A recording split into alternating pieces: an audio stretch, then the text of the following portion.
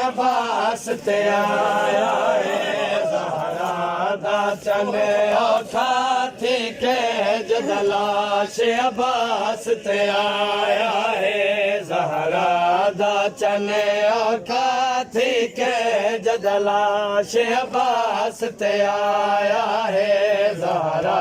दा चने औखा थी के जदलाश अब्बास ते आया है ज़हरा दा चने औखा थी के जदलाश अब्बास ते आया है ज़हरा दा चने औखा थी के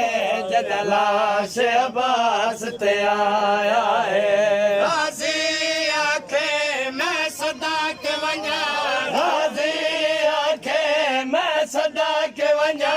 क्यों दाढ़ी रंग बदला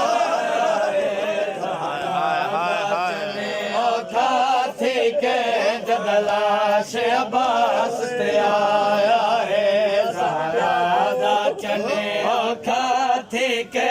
जदलाश अब्बास ते आया है गाज़ी आखे मैं सदा के वञा गाज़ी आखे मैं सदा के वञा क्यों दाढ़ी रंग बदलाया दा चने औखा थी के जदलाश अब्बास ते आया है जो थी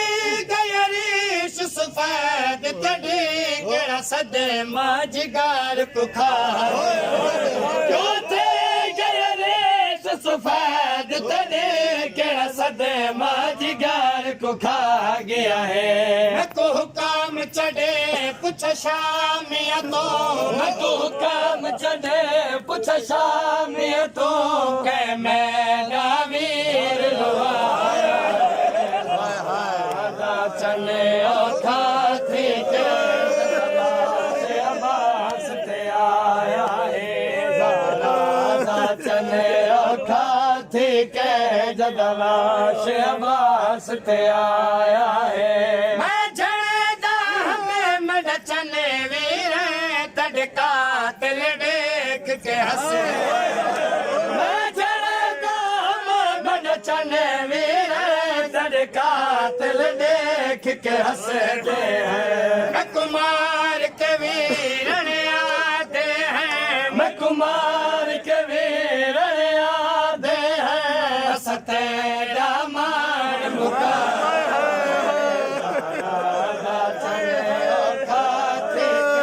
जदलाश अब्बास ते आया है ज़हरा दा चने औखा थी के जदलाश अब्बास ते आया है गाज़ी तड़लान दी देर हुई डर लगे शाम दे वसे गाज़ी तड़लान दी देर हुई डर लगे शाम दे वसे दे दे इन बुरे का मेरी भैणा दा इन बुरे का मेरी भैणा दा आने से नाल ला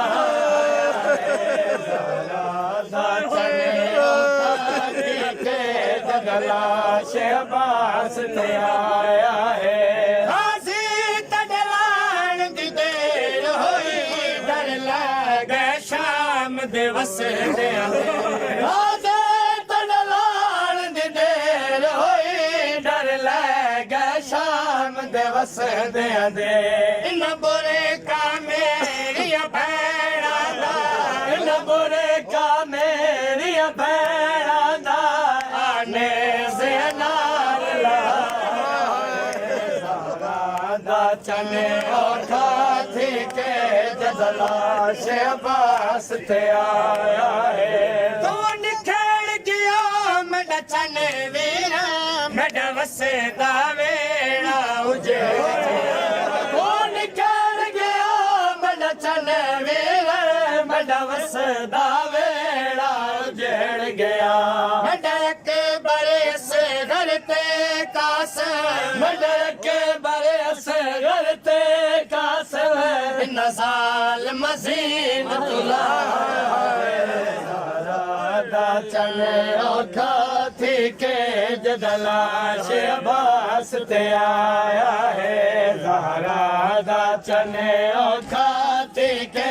जदलाश अब्बास ते आया है सकलन मैदान करबल विच पामाल अब्बास दी लाश होई सकलन मैदान करबल विच पामाल अब्बास दी लाश होई हैरान हला शाहज़ादा हैरान हला शाहज़ादा दिव शामक तल चूचाया है ज़हरा चने औखा थी के जदलाश अब्बास ते आया है ज़हरा दा चने औखा थी के जदलाश Thank you for watching.